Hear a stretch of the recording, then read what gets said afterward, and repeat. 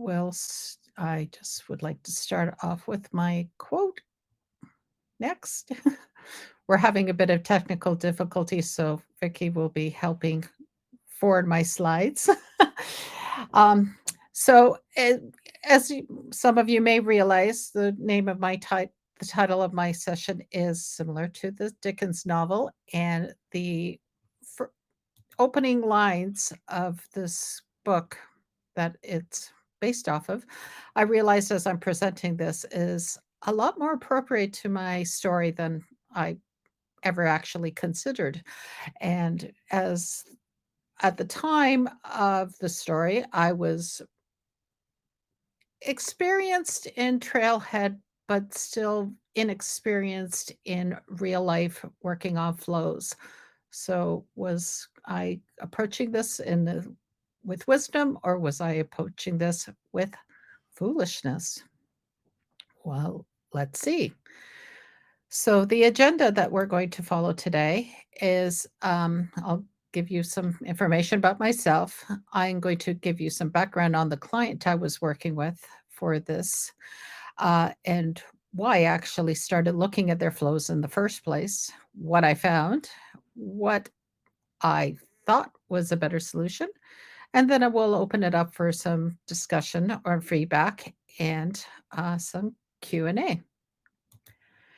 So, um, as I said, my name is Kathy Waterworth. I'm located in a small town called Newmarket, Ontario, which is about 45 minutes north of Toronto.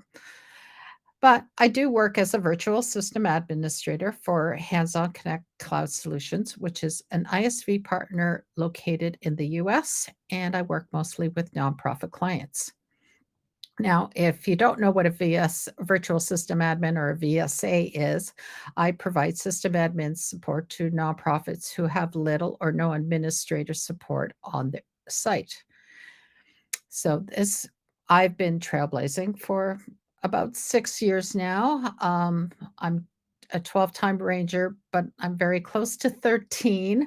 I'm 13 times certified, but I'm working on my 14th cert, which will lead me to my application architect. And this is my very first streaming event presentation. Um, I am also the founder and leader of the York Simcoe Salesforce Saturday, and they particularly like to do projects. And right now we're working on one where they're converting workflow rules and process builders into flows. And I am also the founder and leader of the first architect group in Canada, located in Newmarket. And a fun fact is that way back in high school, I actually wanted to be an architect, but the kind that builds houses. So, a little bit of background on the customer and or the client that I had. So, setting the scene, it's a small nonprofit that works both with nonprofits and for-profit businesses, and they have um, sponsorships or memberships to renew. And one thing to remember is this my story actually takes place before Flow Trigger Explorer was available, which would explain some of the decisions. And it also, as I mentioned, starts early in my real life experience with flows. So I don't normally go into an org and check out all their flows. So what triggered this whole event? Well, it started with an email that the nonprofit sent me and said, "What's this? Where did it come from? Why is it CCing your owner of your company?" I'm like going, "Okay, let's check it out." So I went in and checked the email alerts and then realized, well, okay, it was triggered by a flow. So went to look at the flows. And there was not one flow to check, there were four. And I'm like going, okay. Um, Coming from the one process builder per object school, part of me was going, shouldn't the same thing follow for flows? But no matter, let's take a look. And on investigation, I found that there were three for nonprofit organizations and one for the for profit organization. The first one included the record trigger flow for renewal notifications for 30 days before, 7 days before, on the due date, and 14 days after. They really want to track these people's renewals. The next one is for renewal 1 year after. The next slide, please. Yep. And then next slide. And then the final one for the nonprofit was those who had lapsed for more than a year. And then next slide is next one for-profit organizations showed 30 days before and for the renewal date. Now, this turned out to be the flow that had the error in it because whoever created the flow um, did the due date email alert.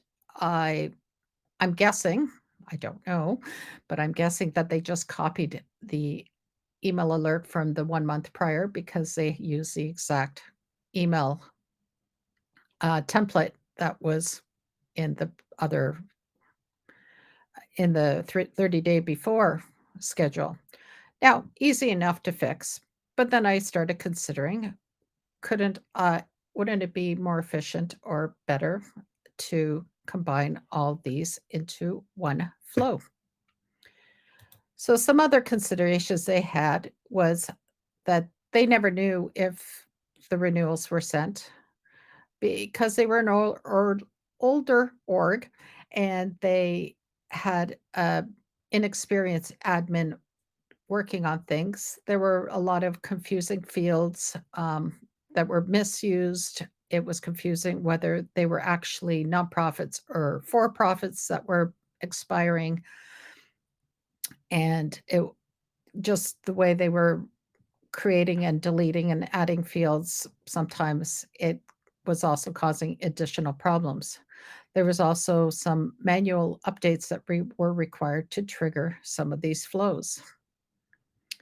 So, what did I come up with? Well, I decided let's make it a scheduled flow that would run daily, and it would include both the record types. It would check the expiry dates. If the expiry dates had been renewed, nothing would happen. But if a renewal did go out, an action would be noted on the record so that they knew that the renewal had gone out to the particular partner.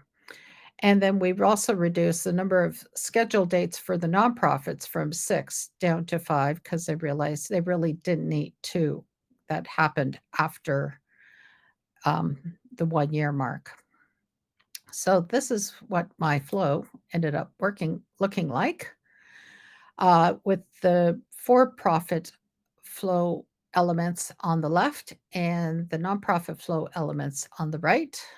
And as you can see, all of them have an action or in the case of the 1 year lapse, it updated one of the checkboxes that they had to manually update at the time.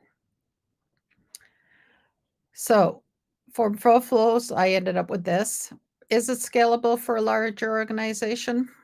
Uh, Maybe. I don't know. I still don't feel experienced enough to understand all the nuances of flows and and I'm still working on this whole scalability idea, but it's been about 10 months. It's working well for them. They have less manual entries.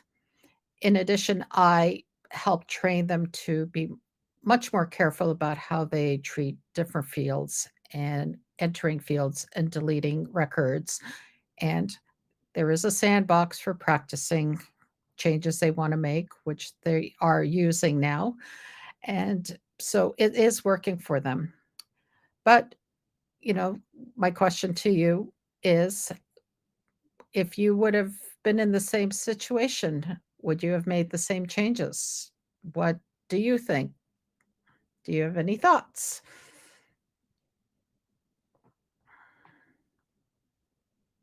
And yeah, okay. Oh, oh, thank you. If Pavel says he would have done the same, I feel actually very good because I saw Evan's session. I didn't actually watch it, but I saw Evan's session before about the one of four flows. I was actually scared to look at it for fear that it would make me want to change my whole presentation in 2 minutes. Um,